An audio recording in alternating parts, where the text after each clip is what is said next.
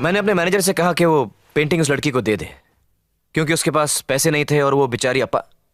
नहीं नहीं, मैं खुद पहन लूंगी।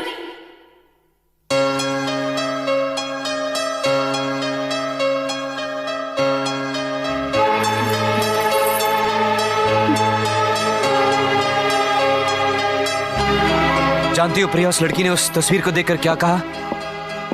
उसने कहा, यह महज एक तस्वीर नहीं, एक लम्हा है, देव, एक एहसास है, छवि है किसी के प्यार की।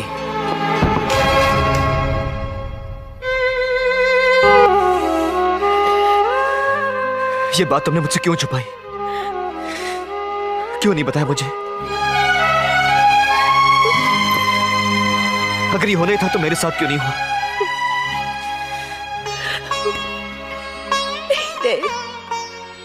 कसूर मेरा ही था। बावली होकर दौड़ी चली आ रही थी तुमसे मिलने। जब आँख खुली तो पैरों तेरे जमीन नहीं, मेरे पैर नहीं रहे देव। अब मैं तुम्हारी जैसी नहीं रही, तुम्हारी जैसी नहीं रही।